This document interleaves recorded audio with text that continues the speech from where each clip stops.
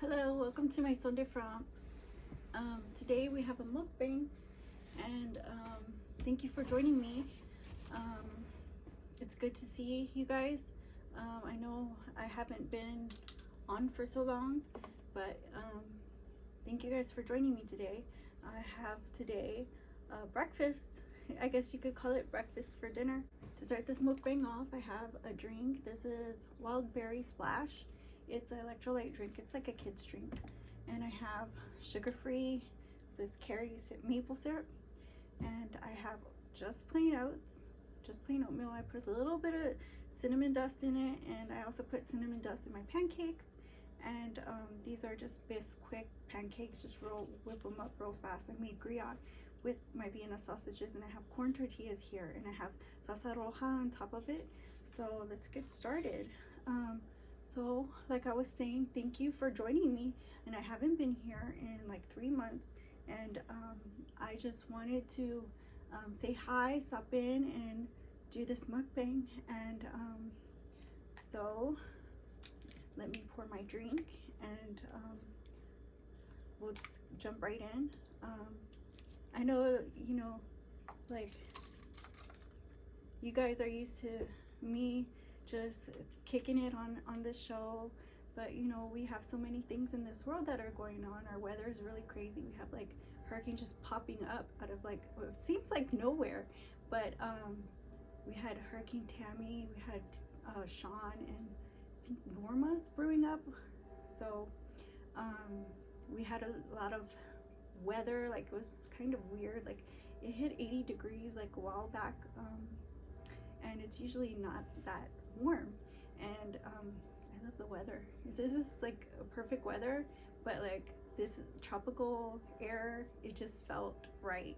And I'm not gonna be unappreciative of it. I'm very grateful for this opportunity to feel some more summer air. And it's the middle of fall. It's about to be Halloween.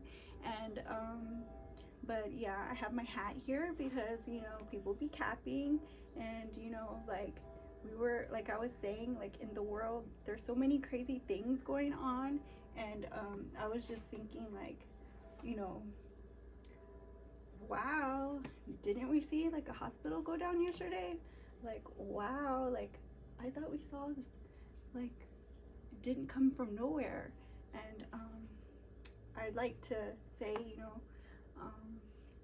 a lot of us want to pretend that people that are watching from afar, abroad, at their home, you want to pretend that we're not affected and we don't have feelings, that we are concerned and can show concern. We do have feelings. We are people, and we can speak our minds and say what we need to say for our people. We have voices that a lot of us use because we are leaders. We are people who you will contend with if you have something to come and silence me about. You want to make up things, and you want to shun the majority when we're just showing compassion for our brothers. There are people fighting right now. There are people innocently just perishing. And there are nations that are getting destroyed by conflicts. There's some brutality going on, and I think that it isn't one-sided. I think that a lot of the things that happen are because they're instigated. It doesn't just appear, one way. You don't just get an angry person. You get a person who was pressured. You get some stressors in their lives. You get a lot of, let's say, they receive backlash before anything happens, that they feel threatened and will retaliate or, put stress on another nation. I mean, that's a big deal, to pull civilian life, pull from those families and commit to sending their brotherhood out and destroying nations. I think that the issues are far more deeper because they are rooted in these conflicts that have been going on for centuries, since the beginning of time, since biblical times, since I'd say a lot of modern things have been throwing these battles out of proportion. And I think that our concern comes from I guess not the technology of social media. I think it comes from these men using their power, their authoritative voice, and holding men accountable to honor them. That is not a real man. That is not a real man, period. A real man will defend his people. A real man will defend his brotherhood. A real man will come and save his brothers. And I urge for peace in this world, yes, but I do know when there are things worth fighting for. And I think that not just peace, but to have a sense of security for our civilian life, you know, for our future to have a stronghold and presence. You know, we have to succeed at something. There has to be success. There has to be an effort going forward that you can say, hey guys, you know, you're my people, you know, our people will prosper, we will win. Not a war, we will win as a body, you know, like we need to look forward to a physical thing that we can hold, that we will cherish, because it will honor our work ethic, you know, things that we strive for. And let me get some of this oatmeal.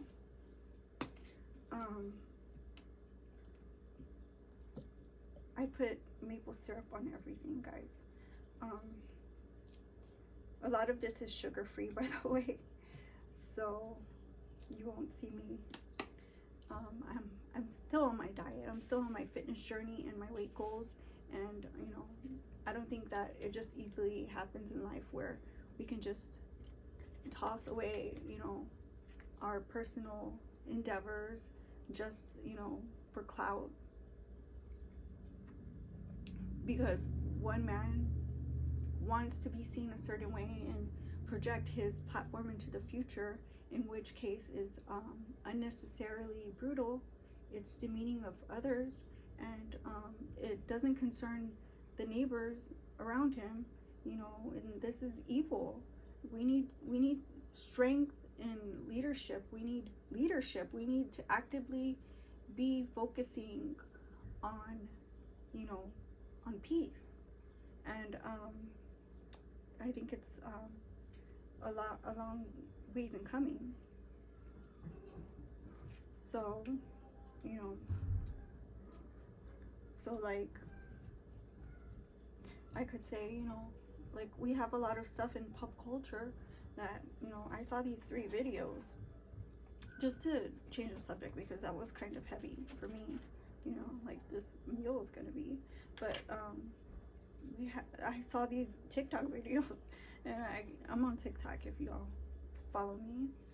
I'm on there, and I was watching these, you know, people like they always bring us up, you know, in a lot of things like the red pill, because they think that they want us to be the bad guy, misogyny, that we can't say anything about what we see in pop culture or community, or, you know, we could just be at the mall and see these people because that's where they're at. And so like, for example, you know, we were talking, I think, about these particular videos online, like a lot of the chats and a lot of people online. We were talking about 3 videos. One was a girl to where she was making a meal, which is funny because she was making a meal and she was like videoing it, and she was talking about how she was doing it because like she loved her man, and it's wonderful, you love your man, but like, you know, why are you exploiting your emotions, you know? And I think like if you really cared, you know, you would keep your private stuff private and just show your love no matter what, you know, no matter where you're at in life. You don't have to spend all this money on a fancy dinner. You don't have to, you know, prove him, and then what, you're gonna call him out that he didn't spend on you, or you did this and wave it above his head like, well, I did this for you. And I feel like a lot of people do that online. You know, they bring their phone out because they want everybody to witness and keep this evidence of, you know, their posts, you know, how they do have feelings.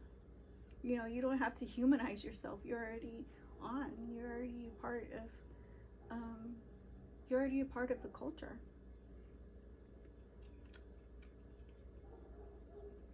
That was really good. I like the tanginess. And I like the oatmeal too. The oatmeal, it wasn't like a packaged oatmeal. It's like quick oats, you know. You just throw them in and boil them up. It's microwave, so, but that's really good too. And let's try these pancakes.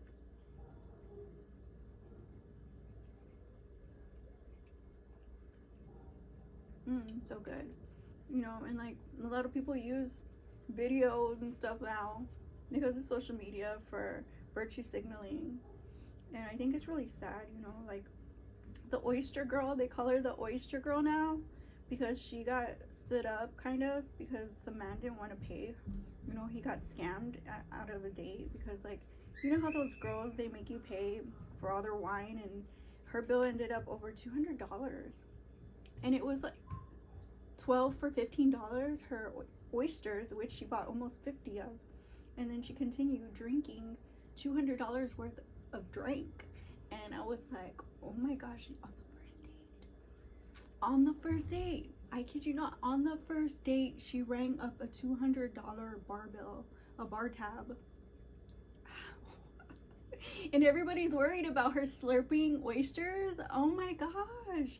Like, did she get help walking to the car? Like, she lives in Jersey or something, like New York, you know, like, wow. Like, there's so many red flags there alone, and like her to, you know, to continue this behavior on her own TikTok video.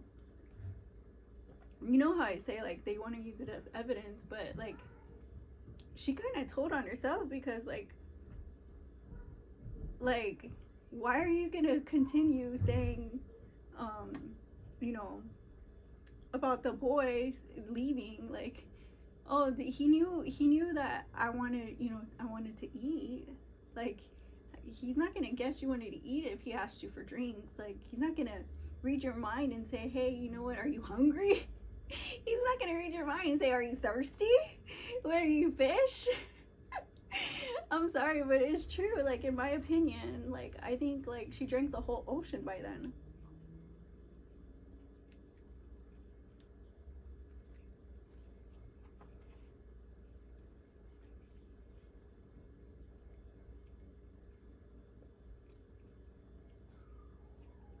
I'm getting major cap from her because how do you drink $200 when the dozen is $15? Like, and she's slurping hard. And he was gone for 30 minutes. 30 minutes and it was $200? Like, I'm pretty sure he just saw what was going on and ducked, you know. Because a lot of times, like, I work in the restaurant industry too. A lot of times we get those scams, you know, and we're like, we check in. If we need to call the cops to escort him out, we'll do that. If we need to bounce, you know, somebody from the building, we can do that, you know, effortlessly. You know, obviously, what do you think? We just stand here and look pretty?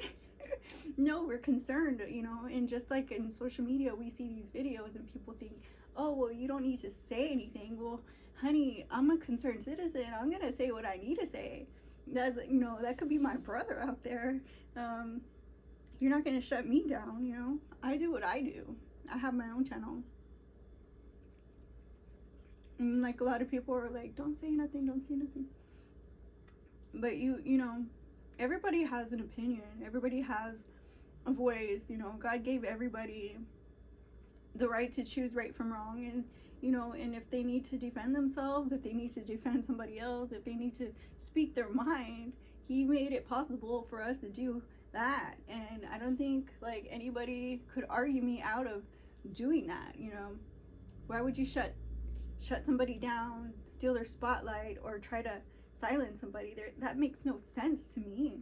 And that's why we have social media. That's why I have a channel, because you know, I'm activated in my community, and more so than ever, I'm red pill. You can't talk me out of that. You know, I've been that way since I was a very small child, and trust me, it's not you know, the easiest thing to build a foundation off of. You know, and here we are talking like this is a big deal to me. You're not gonna shun me. You could never. And like, you know, the other date that I saw online, that Cheesecake Factory date, and that one's ongoing because they're still chummy. So like, you know, and so they're still hot. That flame was lit and it's still ongoing, and I'm pretty sure it wasn't like he just up and said, hey, let me ask her out. It just popped in his head one day. I think there was a pursuit. There was like some type of, you know, they relit that candle. You know, that girl in particular.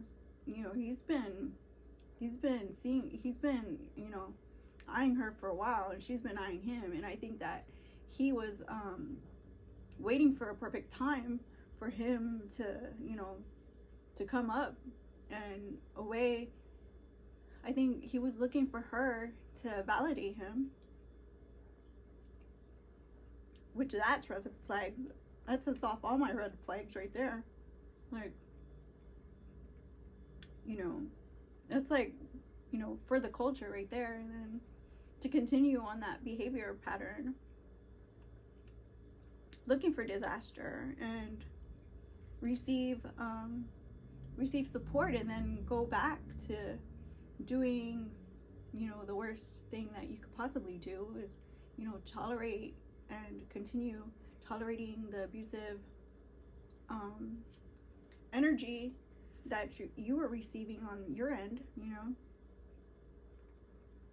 you think there's not going to be backlash for you popping up and showing your face on TV behind that girl, and she acts like that, and you think that her being volatile in the most passive aggressive way, you know, should she decide, you know, that she would hurt somebody like that in such a position, I think that evil brings vengeance. I don't think that vengeance brings evil necessarily all the time, but I do know what evil is. It comes in the form of manipulating relationships, you know, whatever access you have to the innocent party, you're not going to build from if you're already have intent. You know, you're acting within your own agency, pursuing your own, pushing your own agenda out into the world. This is negativity, you know. And I could say that, you know, maybe like Will Smith and Jada, that situation altogether, that, you know, where they're virtue signaling, and then all of a sudden, you know, they want to be seen as divorced, and that wasn't good, that they received backlash, so then they're working on it again, you know, like they were from the beginning, whereas they were young and just living it up, living the Hollywood life, having that TV family. And I guess for Jada Pinkett, like, it was overwhelming for her because, you know, she didn't feel like she got enough platform, because like Will Smith is you know, he's a man, you know, that I could say you couldn't just dismiss. You couldn't just say that he wasn't, you know, how do you say, a brother. You couldn't just say that he's not, you know, a down person. Like, he's down to earth. Like, he's real. Like, I think somebody, you know, one of those it girls from, you know, remember the Me Too era, like those type of girls, like where they're climbing the corporate ladder, you know, like mixing with producers and doing overnighters, you know, staying overnight with the producer and trying to get into the production aspect of things that way. You know, when you're going out there and you're, you know, mixing or whatever, you know, think about the brotherhood. Like, think about the community, think about the culture. What do you want in your future? And I beg you to find it within you. You know, look inside of your heart, look inside of your brain pattern. Like, you can do a lot more. You can maneuver. You can like, for me, like these past 3 months, like without access to my platform, I'd say, like, I found it easier. I found it easier to communicate with other people with like mind than I found it, you know, that I found it to be closing myself off, and also to feel the brute, you know, the brute end of that weapon that they're using. You know, they weaponize everything these days. Social media, they weaponize, you know, these family violence cycles, and they weaponize abusive relationship cycles. You know, when you think you trust people, but look at the world right now. Like, we wake up one day and there's actually like a whole section of 2 countries, a border, entirely being toppled by, you know, extremists. And we need to be more at peace within ourselves. We need to be more at peace with our people, you know, our brothers. We need to be more at peace with what the future holds. And for that, we need to be more responsible. We need to be more activated and actively pursue some positive outcomes. And thank you guys for joining me. I know there was a lot of cap in the last 3 months that I didn't cover, but I'm back now, and I'm not going nowhere. So you guys, thank you guys for joining me. This mukbang was absolutely perfect, 100%. You guys should try it, and I'll see you again on my Sunday front. Bye bye.